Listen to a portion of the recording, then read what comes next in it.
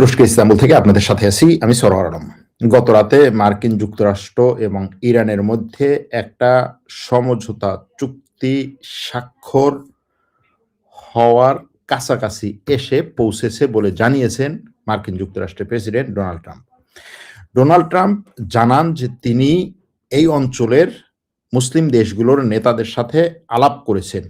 সেই দেশগুলোর মধ্যে সংযুক্ত আরব আমিরাত, সৌদি আরব, কাতার, বাহরাইন, জর্ডান, মিশর এবং তুরস্ক, এই দেশগুলোর রাষ্ট্রপ্রধানদের সাথে তিনি একই সময়ে টেলিকনফারেন্সে কথা বলেছেন এবং সেখানে ইরানের সাথে সম্ভাব্য একটা সমঝোতা চুক্তির সব বিষয় নিয়ে আলোচনা করেছেন। তিনি বলেছেন যে চুক্তিটি খুব শীঘ্রই ফাইনাল করে আমরা প্রকাশ করব। এই সমঝোতা চুক্তিতে কি আছে সেটা নিয়ে ইরানি গণমাধ্যম এবং মার্কিন গণমাধ্যম মোটামুটি তথ্য প্রকাশ করেছে এবং সব পক্ষই এই তথ্যগুলোকে অনেক বেশি বিশ্বাসযোগ্য বলে মনে করছেন। আজকে সেই তথ্যগুলো নিয়ে আলোচনা করব। এই সমঝোতা চুক্তির মাধ্যমে ইরান কি পেল, আমেরিকা কি পেল, বিশ্ব কি পেল। এরই মধ্যে গত রাতে ইউক্রেনের রাজধানী কিয়েভে স্মরণকালের সবচেয়ে ভয়াবহ আক্রমণ করেছে রাশিয়া তার হাইপারসনিক ব্যালিস্টিক মিসাইলের মাধ্যমে ইউক্রেনের রাজধানীর বহু অঞ্চলে, বহু এলাকায় ব্যাপক পরিমাণ ধ্বংসযজ্ঞ চালিয়েছে। যুদ্ধ শুরু হওয়ার পর, অর্থাৎ 2022 সালে যুদ্ধ শুরু হওয়ার পর এ যাবৎকালের সবচেয়ে বড় এবং সবচেয়ে ভয়াবহ হামলা বলা হচ্ছে এটাকে। এটা নিয়েও আলোচনা করব এবং সর্বশেষ বিশ্ব সংবাদে যদি কিছু থাকে, আপনাদের প্রশ্ন যদি থাকে এর মধ্যে, তাহলে সেগুলোরও উত্তর দেওয়ার চেষ্টা করব। এই লাইভ চলাকালে আপনারা আপনাদের প্রশ্নগুলোকে সামনে নিয়ে আসতে পারেন। আমেরিকার রাষ্ট্রপতি গত রাতে মুসলিম বিশ্বের নেতাদের সাথে ফোন আলাপ করে তার এই সমঝোতা চুক্তির বিষয়ে আলোচনা করেছেন এবং সেই আলোচনায় মোটামুটি প্রায় সব বিষয় ফাইনাল করেছেন বলে তিনি জানিয়েছেন। সেই আলোচনায় কোন কোন বিষয় উঠে এসেছে, এটাকে যুদ্ধবিরতি চুক্তি না, সম্ভাব্য একটা যুদ্ধবিরতি চুক্তির জন্য একটা সমঝোতা স্মারক। যদিও তিনি তার পোস্টে সোশ্যাল মিডিয়াতে, তার ট্রুথ সোশ্যালে তিনি এরপরে যে পোস্ট করেছেন সেখানে তিনি বলেছেন যে আমরা একটা চুক্তির একেবারে কাছাকাছি পৌঁছেছি, একটা সমঝোতা স্মারকও নিয়ে আলোচনার সর্বশেষ পর্যায়ে পৌঁছেছি। অর্থাৎ একটা চুক্তি এবং একটা সমঝোতা স্মারক, তার কথায় যেটা বোঝা যাচ্ছে। সেখানে কি আছে? সেখানে তিনি বলেছেন যে ইরান হরমুজ প্রণালী পুরোপুরি উন্মুক্ত করে দিবে এবং কোনো ধরনের টোল আদায় হবে না। এরপরে মার্কিন মিডিয়া অ্যাক্সিওসের প্রতিবেদনে বলা হয়েছে, মার্কিন কর্মকর্তাদের বরাত দিয়ে সেই মিডিয়াটি জানায় যে যুদ্ধ শেষ করতে এবং 60 দিনের যুদ্ধবিরতি বর্ধিতকরণের লক্ষ্যে দুই পক্ষ একটা সমঝোতার স্মারক স্বাক্ষরের খুব কাছাকাছি পৌঁছেছে। খসড়া চুক্তি অনুযায়ী কোনো প্রকার শুল্ক বা টোল ছাড়াই হরমুজ প্রণালী পুনরায় উন্মুক্ত করা হবে এবং ইরান সেখানে বসানো যেই সমস্ত মাইন ছিল সেই মাইনগুলোকে ইরান অপসারণ করবে। এর বিনিময়ে যুক্তরাষ্ট্র ইরানি বন্দরগুলোর উপর থেকে নৌ অবরোধ তুলে নেবে। চুক্তি চলাকালীন আমেরিকা ইরানকে অবাধে তেল বিক্রি করার সুযোগ দিবে এবং এই সুযোগ দেওয়ার ক্ষেত্রে তেলের সাথে সম্পৃক্ত যেই সমস্ত নিষেধাজ্ঞা ছিল সেগুলো তুলে নেবে। ইরান কখনো পারমাণবিক অস্ত্র তৈরি করবে না বলে প্রতিশ্রুতি দিবে এবং ইরানের যে ইউরেনিয়াম সমৃদ্ধকরণ কর্মসূচি আছে সেটাকে স্থগিত করা এবং উচ্চমানের সমৃদ্ধ ইউরেনিয়ামের মজুদকে সরিয়ে ফেলার বিষয়ে পরবর্তীতে আলোচনা অনুষ্ঠিত হবে। দেখেন, এই বিষয়টা ভালো করে খেয়াল করা দরকার।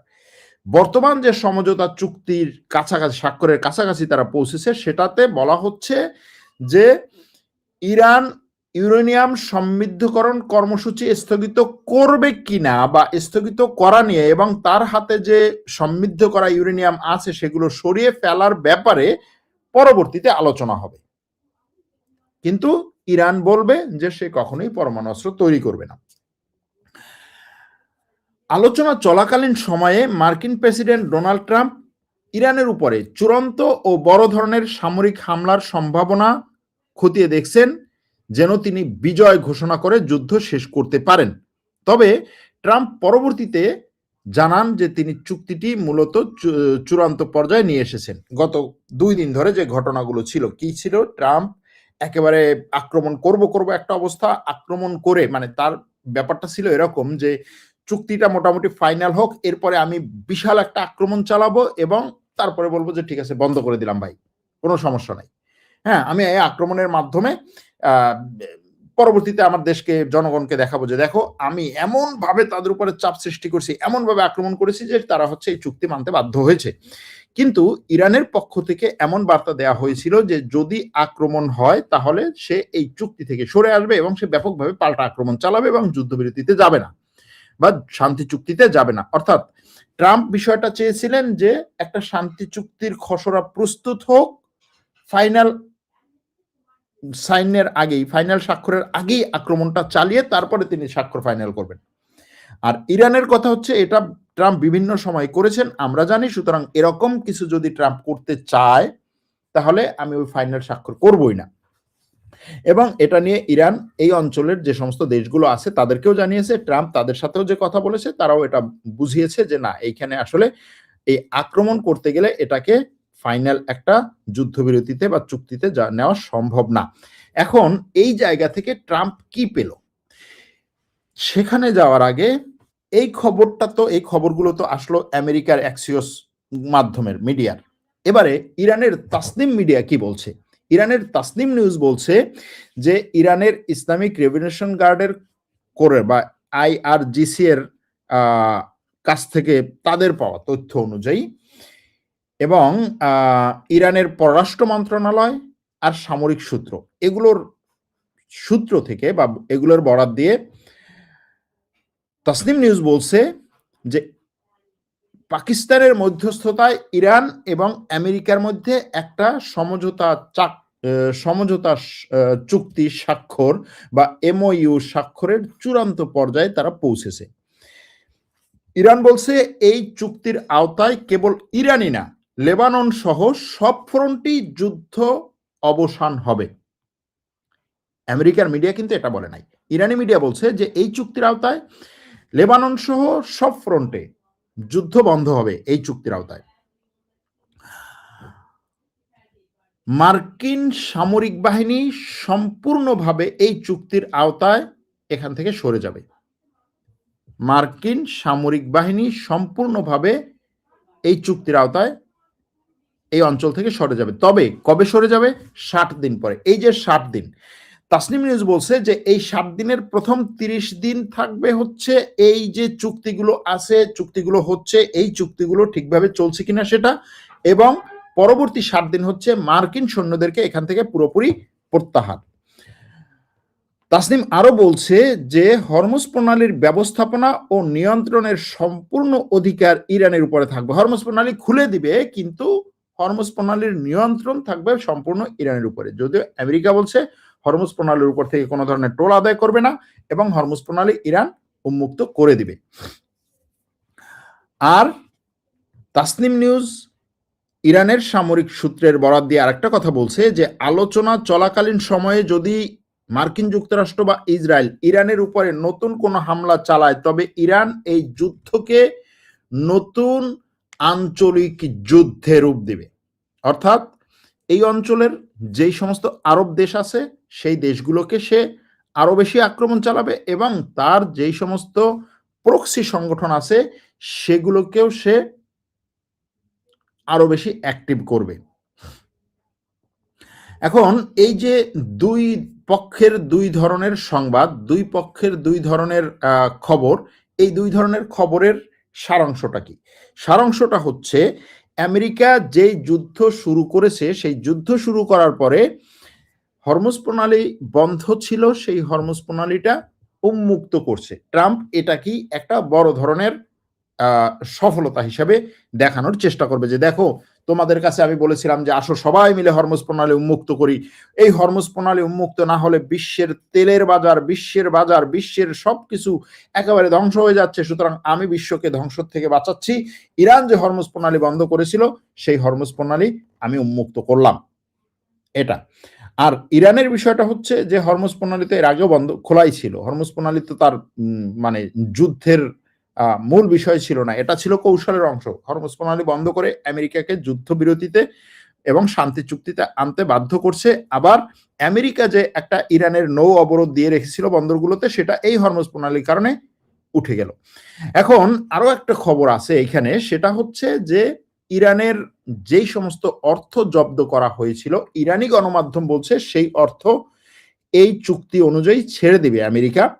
আর আমেরিকার গণমাধ্যম বলছে সেই অর্থ ছেড়ে দেয়া এখনো পর্যন্ত ফাইনাল হয়নি, তবে এটা নিয়ে আলোচনা চলছে।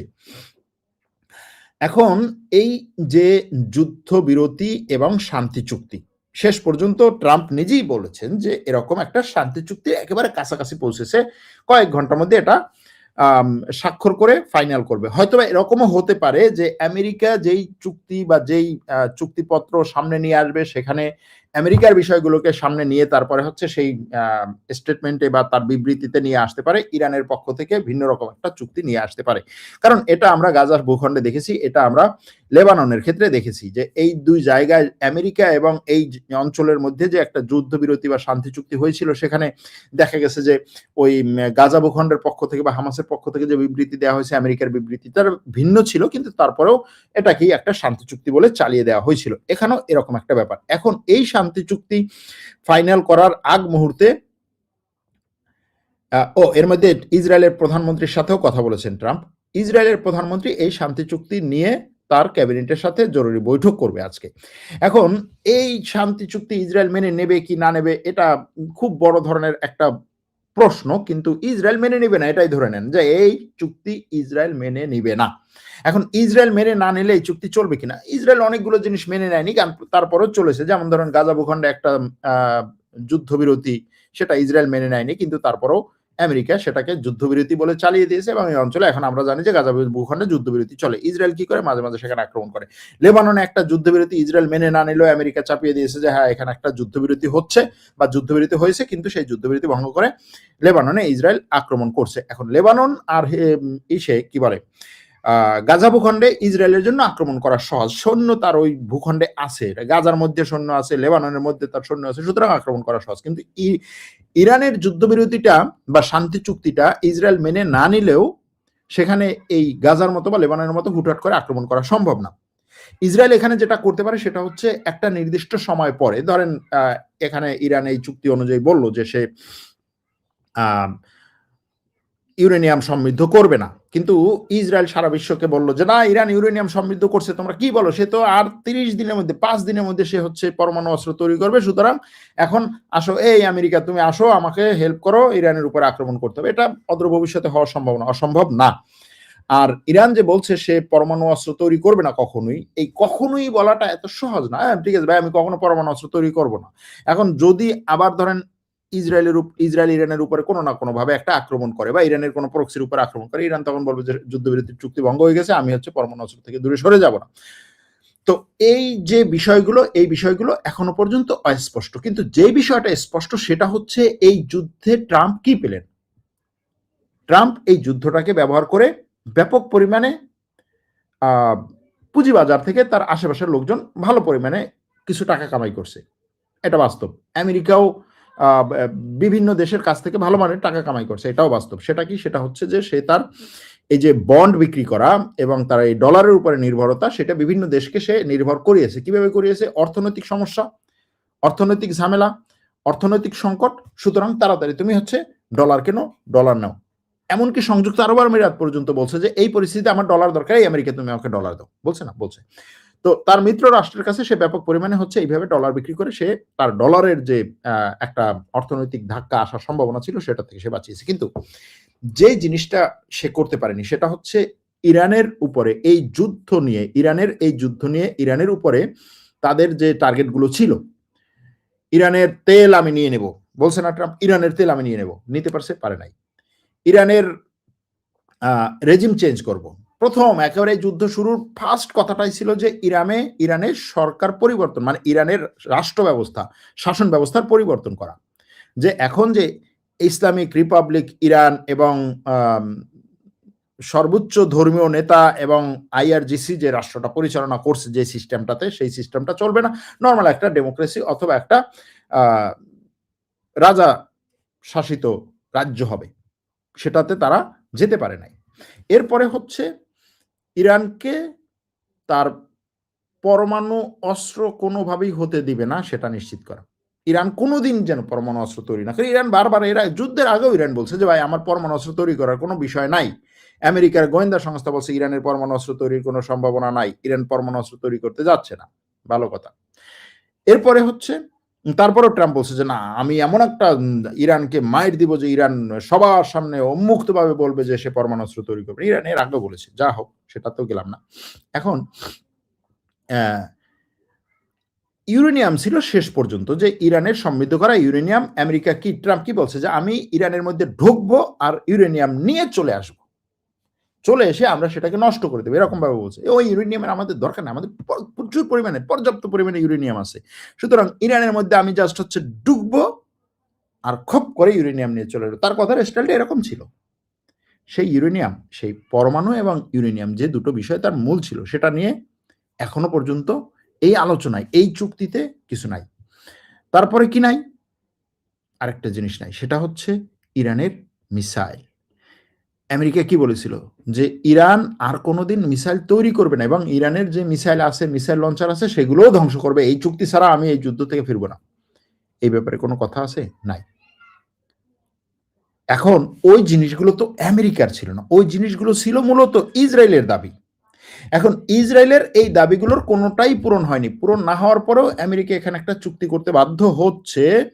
সুতরাং সেই চুক্তি ইসরায়েল মেনে নেবে কিনা এটা বড় প্রশ্ন। এই প্রশ্নটা থেকেই যাবে, এই প্রশ্নটা থেকেই যাবে। এবং ইসরায়েল এখন বলছে যে হচ্ছে এই চুক্তিতে সে যথেষ্ট পরিমাণে খুশি না। আবার ট্রাম্প এটাও বলছে যে সে এমন কোনো চুক্তি করবে না যেই চুক্তিতে ইসরায়েল খুশি হবে না। অর্থাৎ ইসরায়েলকে খুশি করার জন্য সে যা করা দরকার সবকিছু করবে, সেটা সে গতকালকে স্পষ্ট করেছে যে ইসরায়েলকে খুশি করার জন্য আমি সবকিছু করবো। ইসরায়েলি মিডিয়া এটা বলছে যে ট্রাম্প আমাদেরকে বলছে যে ইসরায়েল অখুশি হবে এরকম কোনো চুক্তি করবো না। দেখা যাক শেষ পর্যন্ত গিয়ে কি হয়। কিন্তু এখনো পর্যন্ত যেটা এসেছে সেটা হচ্ছে যে আমেরিকা এই যুদ্ধে ইরানের বিজয় অথবা আমেরিকার হার মেনে নিছে। সহজ কথা, যেটা ইরানের যে কথাগুলো যুদ্ধের শুরু থেকেই ছিল, শেষ পর্যন্ত এসে সেই কথায় আমেরিকা সম্মত হয়েছে। এখনো পর্যন্ত যতটুকু তথ্য আসছে ততটুকু। একটা কথা আছে যে থুতু উপরে মারলে নিজের গায়ে পড়ে, এরকম একটা পরিস্থিতি এখন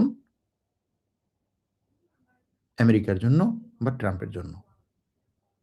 হ্যাঁ, ইরান এখানে ব্যাপক পরিমাণে বিজয় অর্জন করছে কিনা, ইরানের ধর্মীয় নেতা নিহত, ইরানের সামরিক নেতৃবৃন্দ নিহত, ইরানের অনেকগুলো বিজ্ঞানী নিহত, ইরানের দেশের মধ্যে হাজার হাজার লক্ষ লক্ষ বাড়ি ঘর, রাস্তাঘাট, তেলের স্থাপনা সবকিছু ধ্বংস, ইরানের সেনাবাহিনীর সক্ষমতা বহুল অংশে ধ্বংস, ইরানের নৌবাহিনীর যে ক্ষমতা ছিল, জাহাজ ছিল, সেগুলো ধ্বংস।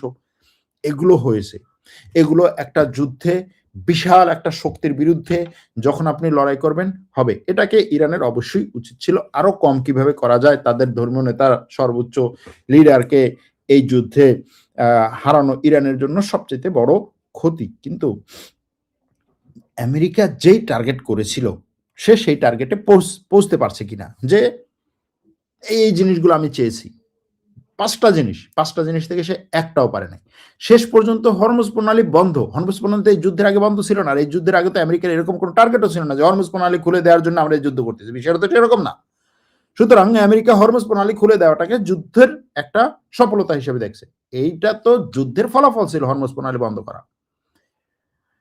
কিন্তু এর আগে যে জিনিসগুলো ছিল, ইরান কোনোদিনই বলে নাই যে হচ্ছে ঠিক আছে আমেরিকা যুদ্ধ করলে আমার দেশের মধ্যে কোনো একটা মিসাইল পড়বে না, আমি সবগুলো মিসাইল ফিরিয়ে দেবে, এটাও ইরান বলে নাই।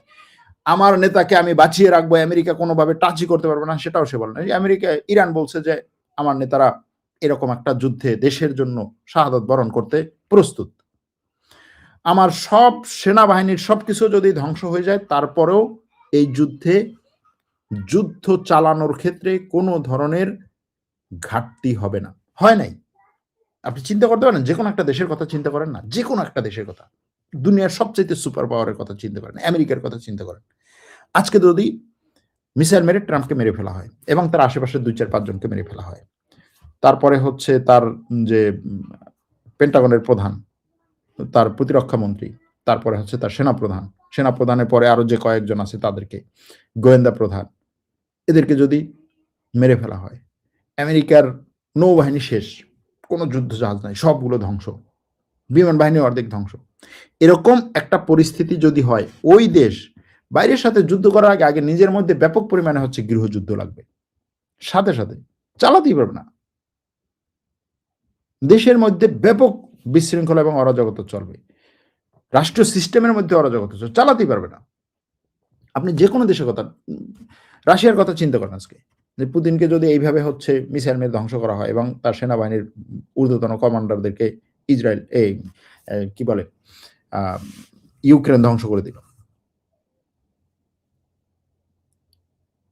তো এরকম একটা পরিস্থিতিতে ইরান এখনো পর্যন্ত যেই লেভেলে আছে, সেই লেভেল থেকে আমেরিকা এবং এই অঞ্চলের মুসলিম বিশ্ব মনে করছে যে ইরানের মিসাইল আক্রমণ চালানোর সক্ষমতা আছে এবং সেই সক্ষমতায় তাদের ব্যাপক পরিমাণে ক্ষতি করারও সম্ভাবনা আছে। হরমুজ প্রণালী বন্ধ রেখে এই অঞ্চলের ৫-৭টা দেশকে ব্যাপক পরিমাণে তার অর্থনীতিকে পুরো ধ্বংস করে দেওয়ার মতো সক্ষমতা আছে এবং সেই ক্ষেত্রে তার নেতৃত্বের মধ্যে বড় ধরনের কোনো কোন্দল, বড় ধরনের কোনো কি বলে মতের পার্থক্য নেই।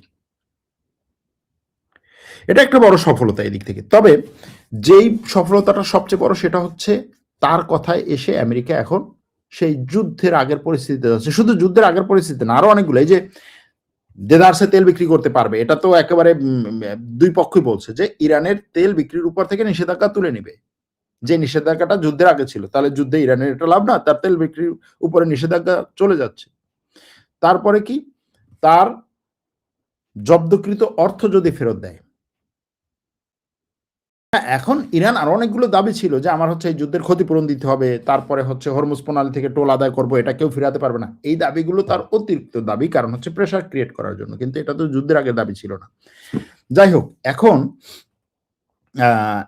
এক দর্শকের প্রশ্ন যে এখন রেজা পাহলেভির কি হবে। রেজা পাহলেভি আসলে কোনো নেতৃত্বে ছিল না। রেজা পাহলেভি হচ্ছে ইরানের সাথে তার আসলে সম্পর্ক ছিল না। এটা নিয়ে আমেরিকার যে সাবেক একজন কি বলে গোয়েন্দা প্রধান, তিনি বলেছিলেন যে রেজা পাহলেভিকে নিয়ে আসলে এত অতিরঞ্জিত করার কিছু নাই। রেজা পাহলেভি ইরানকে পরিচালনা করার মতো কোনো যোগ্যতা তার নাই। সে এখানে আছে, সে বহুবার বলেছে যে আমি আমেরিকায় আছি, ভালো আছি, আমার পরিবার নিয়ে আমি শান্তিতে আছি, এখানে মৌজ করতেছি, মাস্তি করতেছি, মাঝে মাঝে হচ্ছে একটু আমেরিকানদের সাথে একটু ড্রিঙ্কস করি, খুব ভালো আছি। আমার এই ইরানে যে গিয়ে এই সমস্ত ঝামেলা, ঝক্কি ঝামেলা পোহানোর মতো আমার নাই। কিন্তু যখন ইরানে কোনো একটা অস্থিতিশীল পরিস্থিতি তৈরি হয়, তখন তাকে সামনে নিয়ে আসা হয়, সে ২-৪-৫টা কথা বলে একজন নেতৃত্বে এবং ওটার পিছনে মানুষদের এই আসছে আমাদের নেতা, এটা হয়। এখন এই অবস্থা থেকে আমরা চলে যাব অন্য একটা জায়গায়। জাস্ট তার আগে একটা কথা বলি, সেটা অনেক দর্শক বলছেন যে মুসলিম রাষ্ট্রগুলো যে গ্যারান্টার হচ্ছে, তারা কি গ্যারান্টি আমেরিকার হামলা থেকে ইরানকে রক্ষার ক্ষেত্রে গ্যারান্টি দিতে পারবে? দেখেন, মুসলিম রাষ্ট্রগুলো গ্যারান্টার হচ্ছে যখন একটা যুদ্ধবিরতিতে বা একটা ঘটনার ক্ষেত্রে অনেকগুলো দেশ গ্যারান্টার হয়, তখন সেটা হয় কি যে একটা নিশ্চয়তা পায়। এখন দেখেন, বহু ধরনের চুক্তি আছে বিশ্বে। বিশ্বে যতগুলো যুদ্ধ হয়েছে, বড় বড় যুদ্ধ হয়েছে, সব যুদ্ধগুলোই তো চুক্তি ভঙ্গ করে হয়েছে। আবার ওই যুদ্ধগুলো বন্ধের ক্ষেত্রেও চুক্তি হয়েছে। অর্থাৎ এটা বিশ্বের মানে কি বলবো, এটা হচ্ছে একটা বিশ্ব পরিচালনার সিস্টেম, যে ভাই যুদ্ধ হবে, যুদ্ধ হওয়ার ক্ষেত্রে সব চুক্তি ভঙ্গ করে যুদ্ধ হবে, যুদ্ধ করবে যেই পক্ষগুলো যুদ্ধ করবে তারা চুক্তি ভঙ্গ করবে, আবার যেই পক্ষ এই যুদ্ধে চুক্তি করবে তারাও সেই চুক্তিতে বাইরের থেকে ২-৩টা পক্ষকে নিয়ে আসবে। অর্থাৎ এই পক্ষগুলো তখন ওই চুক্তির ক্ষেত্রে কি করবে, তারা সমঝোতা করবে এবং ওই সমঝোতার ক্ষেত্রে তারা দেশগুলোকে গ্যারান্টিও দিবে। এটা দিতে হবে, এটা লেবাননের ক্ষেত্রে, এটা গাজা ভূখণ্ডের ক্ষেত্রে, এটা সব ক্ষেত্রে তারা করে। এখন এই যে চুক্তিগুলো তারা করছে এবং এখানে তারা গ্যারান্টি দিচ্ছে বা গ্যারান্টর হচ্ছে, সেই ক্ষেত্রে কিন্তু তাদেরকে আপনি পুরোপুরি বলতে পারবেন না যে তারা গ্যারান্টর হওয়ার কারণে ইরানের উপরে আর আক্রমণ করবে না। অনেক ধরনের চুক্তি হয়েছে, বিভিন্ন সময় বিভিন্ন ধরনের চুক্তি হয়েছে এবং সেই চুক্তিগুলোতে তারা গ্যারান্টর হিসেবে কাজ করছে, যতটুকু সম্ভব তারা কাজ করছে। এখন এই কাজের ক্ষেত্রে মুসলিম দেশগুলো শেষ পর্যন্ত ইসরায়েলের আক্রমণ থেকে ঠেকাতে পারবে কিনা? পারবে না, ঠেকাতে পারবে না। যা হোক, এখন আমরা আসব হচ্ছে রাশিয়া এবং ইউক্রেনের যুদ্ধে। রাশিয়া এ যাবৎকালের সবচেয়ে বড় আক্রমণটি ইউক্রেনে করেছে এবং সেই আক্রমণে পুরো ইউক্রেনের রাজধানী কিয়েভের যে রেলওয়ে হাব এবং পুরো কিয়েভ শহর জুড়ে রাশিয়ার ইতিহাসের অন্যতম বৃহত্তম ও ভয়াবহ ক্ষেপণাস্ত্র এবং ড্রোন হামলা চালিয়েছে। এই হামলায় কিয়েভের শুধুমাত্র কিয়েভ না, কিয়েভ সহ ইউক্রেনের একাধিক অঞ্চল কেঁপে উঠেছে। এই হামলায় রাশিয়া তার ওরসেনিক হাইপারসনিক ব্যালিস্টিক মিসাইল ব্যবহার করেছে এবং ইউক্রেনীয় বিমান বাহিনী এর আগেই সতর্ক করে দিয়েছিল যে রাশিয়া তাদের এই অত্যাধুনিক ব্যালিস্টিক মিসাইলটি ব্যবহার করতে পারে এবং এটা ব্যবহার করেছে বলে ইউক্রেনের পক্ষ থেকে বলা হয়েছে। কমপক্ষে 600টি ড্রোন এবং ডজন খানেক ক্রুজ এবং ব্যালিস্টিক ক্ষেপণাস্ত্র দিয়ে এই সমন্বিত হামলাটি চালিয়েছে রাশিয়া। কিয়েভের মেয়র ভিতালি ক্লিচকো এবং স্থানীয় প্রশাসনের তথ্য মতে হামলায় এ পর্যন্ত কমপক্ষে 4 জন নিহত এবং 33 জনের বেশি মানুষ আহত হয়েছেন। আবাসিক এবং শিক্ষা প্রতিষ্ঠানেও আঘাত হয়েছে। সেন্ট্রাল ডিস্ট্রিক্টের 9 তলা একটা আবাসিক ভবন ধ্বংস হয়ে গেছে, একটা স্কুলের এয়ার রেড শেল্টারের প্রবেশপথ ধ্বংস হয়েছে এবং ভিতরে কিছু মানুষ আটকা পড়েছেন। শহরের 40টিরও বেশি স্থানে ক্ষয়ক্ষতি হয়েছে। শহরের বিভিন্ন স্থান থেকে, রেলওয়ে থেকে এবং বিভিন্ন স্থাপনা থেকে, বিভিন্ন স্থান থেকে ব্যাপক পরিমাণে ধোঁয়ার কুণ্ডলী দেখা গেছে। এর মাধ্যমে রাশিয়া ইউক্রেনকে এই বার্তা দিচ্ছে যে ইউক্রেন গত কয়েক মাস ধরে রাশিয়ার একেবারে গভীর পর্যন্ত যে আক্রমণগুলো চালাচ্ছিল, সেই আক্রমণগুলোতে রাশিয়ার মানুষ প্রত্যেক দিনই হতাহত হতো এবং রাশিয়ার তেলের স্থাপনাগুলোতেও আক্রমণ হতো। রাশিয়া সেটার বিপরীতে ইউক্রেনকে বিশাল একটা বার্তা দিল যে আমি যদি চাই এখন নতুন করে আবার তোমার উপরে ব্যাপক পরিমাণে আক্রমণ শুরু করতে পারবো। যেহেতু মার্কিন প্রেসিডেন্ট ডোনাল্ড ট্রাম্প এই ইউক্রেন রাশিয়ার যুদ্ধ নিয়ে এখন পুরোপুরি নীরব আছেন এবং এই ক্ষেত্রে সে মোটামুটি বলা যায় যে ছেড়ে দিয়েছেন অথবা ইউক্রেনের পক্ষ নিয়েছেন। সুতরাং রাশিয়া এখানে যুদ্ধবিরতিতে আসার জন্য ইউক্রেনের উপরে আরো বেশি চাপ দিচ্ছে, কারণ ইউরোপের দেশগুলো এখন বলছে যে এখানে একটা যুদ্ধবিরতি তাদের দরকার। বর্তমানে অর্থনৈতিক যে পরিস্থিতি, বর্তমানে তেলের যে সংকট, বর্তমানে জ্বালানির যে সংকট, এই সংকট চলতে থাকলে ইউরোপ আর উঠে দাঁড়াতে খুব সহজে পারবে না এবং সেটার জন্য অনেক সময় লাগবে। সুতরাং ইউক্রেন যুদ্ধ চলতে থাকলে, রাশিয়ার সাথে তাদের সম্পর্ক এই অবস্থায় থাকলে ইউরোপের জন্য এটা কোনোভাবেই ভালো বা পজিটিভ কোনো ফল না, কারণ রাশিয়ার বিরুদ্ধে ইউক্রেনের পক্ষে এই যুদ্ধকে উস্কে দেওয়ার পিছনে মূল যে তাদের ভরসার স্থল ছিল আমেরিকা এখন সেখান থেকে সরে যাচ্ছে। সুতরাং রাশিয়ার সাথে একটা যুদ্ধবিরতি চুক্তি আনতে ইউরোপ বলছে আমরা নিজেরাই নেতৃত্ব দেবো। এখন ইউরোপের কোন দেশ নেতৃত্ব দেবে বা এই যুদ্ধবিরতির চুক্তি নিয়ে আলোচনা করতে ইউরোপের নেতৃত্বে কে আসবে, এটা নিয়ে জল্পনা কল্পনা চলছে। কেউ কেউ বলছেন যে সাবেক জার্মান চ্যান্সেলর অ্যাঞ্জেলা মার্কেল অথবা সাবেক ইউরোপীয় ইউনিয়নের যে প্রেসিডেন্ট ছিলেন তাদের মধ্য থেকে কেউ একজন এটার নেতৃত্ব দিতে পারে, এটা নিয়ে আলোচনা চলছে। আবার অনেকে বলছেন যে না, ইউরোপীয় ইউনিয়ন এখন যারা ইউরোপীয় ইউনিয়নের নেতৃত্বে আছেন, যারা অ্যাক্টিভ আছেন তাদের মধ্য থেকে দেওয়া দরকার। যারা অতীত হয়ে গেছেন, যারা সাবেক, তারা তো আসলে কোনো সিদ্ধান্ত নিতে পারবে না, তাদেরকে পুতিন আসলে কতটা গুরুত্ব দিবে সেটা একটা ব্যাপার। এখন এই পরিস্থিতিতে রাশিয়া বড় হামলাটি চালিয়ে প্রেসার ক্রিয়েট করছে ইউরোপের উপরে যে তোমরা যদি দ্রুত এই বিষয় নিয়ে না আগাও তাহলে আমি আরো বেশি আক্রমণ চালাবো।